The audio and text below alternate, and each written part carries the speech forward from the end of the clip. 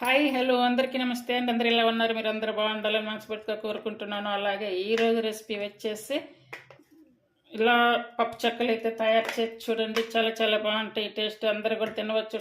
BP షుగర్లు ఉన్న వాళ్ళు కూడా ప్రతి ఒక్కళ్ళు తినవచ్చు. చాలా టేస్టీగా ఉంటాయి. ఇవి ఎలా తయారు చేయాలి ఈ వీడియోలో చూపిస్తాను. ముందుగా మనం స్వీట్ రెసిపీ తయారు చేసుకోవడానికి ఇలా బెల్లం అయితే ఇలా తురుము పెట్టుకోవాలి. తురుముకోవడం కష్టం అనిపిస్తే కనుక షాపుల్లో బెల్లం పౌడర్ అయితే తిరుగుతుంది, అదైనా తీసుకొచ్చుకోవచ్చు. ఇప్పుడు ఇదంతా కూడా ఇలా తురుముకొని పక్కన పెట్టుకోవాలి. ఈ శనగలు ఉన్నాయి కదా, అంటే ఇవి చట్నీ చేసుకునే పుట్నాల పప్పు, శనగపప్పు, ఇవి 1.5 కప్ అయితే తీసుకుంటున్నాను. ఇవి మిక్సీ పట్టుకోవడం అంటే మరి మెత్తగా పిండిలాగా పట్టుకోకూడదు, కొంచెం బరగ్గా, లేదంటే కొన్ని ఇలా పలకలుగా ఇలా ఉన్నా కూడా పర్లేదు. మీకు ఇప్పుడు పట్టి చూపిస్తా చూడండి. ఇలా అయితే పట్టుకోవాలి. ఇది మెత్తగా లేదు, ఇంకా పలకలుగా, ఇంకా కొన్ని శనగపప్పులు కూడా కనిపిస్తున్నాయి, చూసారు కదా. చూడండి, ఇప్పుడు ఇది కొబ్బరి తురుము. ఈ కొబ్బరి తురుము వచ్చేసి 1/2 కప్ తీసుకోవాలి. 1.5 కప్పు శనగపప్పు, అలాగే కొబ్బరి తురుము వచ్చి 1/2 కప్పు, అంటే మొత్తం కూడా 2 కప్పులు పడతాయి. 4 కానీ 5 కానీ ఇలా యాలకులు తీసుకొని ఇందులో వేసుకోవాలి. ఇవి కూడా ఇప్పుడు మిక్సీ పట్టుకోవాలి. చూడండి ఇలా. ఇప్పుడు ఇక్కడ కొబ్బరి తురుము, యాలకులు, అలాగే శనగపప్పు మిక్సీ పట్టుకున్నాం. అలాగే ఇప్పుడు వచ్చేసి బెల్లం. ఈ బెల్లం వచ్చి కూడా ఇలా ఫుల్ కప్ అయితే వాటి తీసుకోవాలి. చూడండి, ఇదే కప్ తోటి నేను శనగపప్పు అవన్నీ తీసుకున్నాను, అదే కప్ తోటి ఇక్కడ బెల్లం కూడా ఫుల్ కప్ అయితే తీసుకున్నాను. ఇంకా కొంచెం ఎక్స్ట్రా కూడా ఉంది. ఇందులో కొంచెం వాటర్ పోసుకోవాలి. ఇది స్టవ్ మీద పెట్టుకొని కరిగించుకోవాలి. ఇప్పుడు స్టవ్ మీద పాత్ర పెట్టుకొని ముందు మనం శనగలు ఇలా మిక్సీ పట్టుకున్నాం కదా, వీటిని 1 స్పూన్ నెయ్యి వేసి ఇదంతా కూడా వేయించుకోవాలి. మిడిల్ ఫ్లేమ్ మీద పెట్టుకొని మాడకుండా వేయించుకోవాలి. అలాగే ఇప్పుడు ఈ కొబ్బరి కూడా ఇందులోనే వేసుకోవాలి. 2 కలిపి వేయించుకోవాలి. ఈ స్వీట్ ఎంతమంది చేస్తుంటారో తెలియదు, కానీ చాలా బాగుంటుంది అనుకుంటాం. కానీ మన పెద్దవాళ్ళు చేసేవి మనకి చాలా చాలా ఉపయోగపడతాయండి. చిట్కా రూపంలో కానీ, ఇట్లా స్వీట్స్ రూపంలో కానీ, ఏవి కూడా వాళ్ళు చేసేవి మనం దగ్గరుండి చూస్తూ ఉంటే కనుక మనకి కూడా ఇలా చేసుకోవడం ఎక్స్పీరియన్స్ అవుతుంది. ఈ స్వీట్ అనేది మా అమ్మ చేస్తూ ఉండేది. ఇప్పుడు ఇదంతా ఇలా వేయించుకున్నాము కదా, ఇప్పుడు స్టవ్ ఆపేసుకొని ఇది పక్కన ప్లేట్లో పెట్టేసుకోవాలి. ఆ పుట్నాల పప్పు వేయించుకున్నటువంటి పాత్ర అయితే పెట్టేసుకున్నాను. ఇప్పుడు ఒక 1/2 గ్లాస్ వరకు వాటర్ వేసుకోవాలి. ఇప్పుడు బెల్లం కరిగించుకున్నాము కదా, ఇప్పుడు ఈ బెల్లం అయితే ఇందులో ఫిల్టర్ చేసుకోవాలి. చూడండి, చిన్న నలకలు.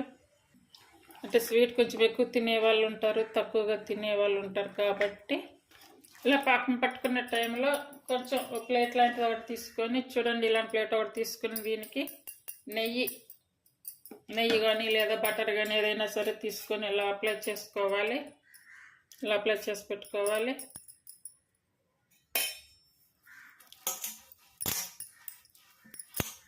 ఈ అంచులకి అంతా ఇలా అప్లై చేయాలి. పాకం వచ్చింది లేనిది ఇలా ఒక ప్లేట్ తీసుకొని ఆ ప్లేట్లో వేసుకొని ఇలా చెక్ చేసుకోవాలి. ఇప్పుడు అరిసెల పాకం పట్టుకుంటాము కదా, అలా అరిసెల పాకంలాగా కాకుండా కొంచెం, అంటే మరీ ముద్ర పాకం అయితే రానివ్వద్దు.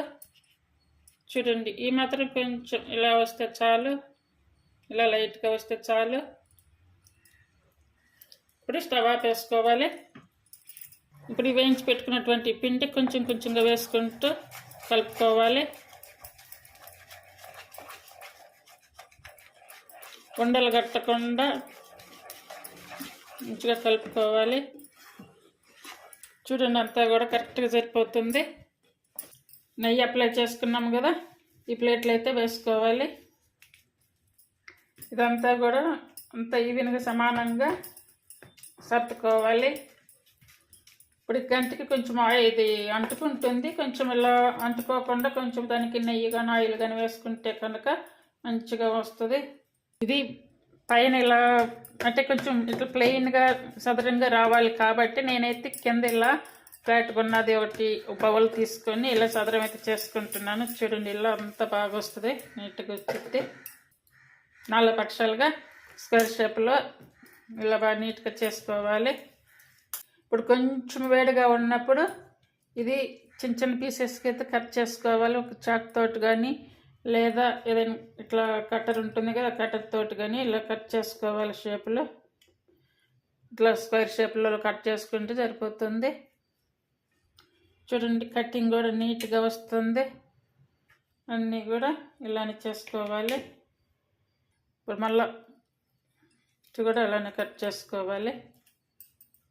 ఇది చాలా ఈజీ పద్ధతిలో తయారు చేసుకోవచ్చు. ఈ స్వీట్ అనేది ఇలా తయారు చేయండి, చాలా చాలా బాగుంటుంది. కొంచెం బెల్లం పాకం పట్టుకున్నామంటే కనుక మనకి ఈ స్వీట్స్ బాగా వస్తాయి. వీటిని పప్పు చెక్కలు అంటారు, మీరేమంటారు?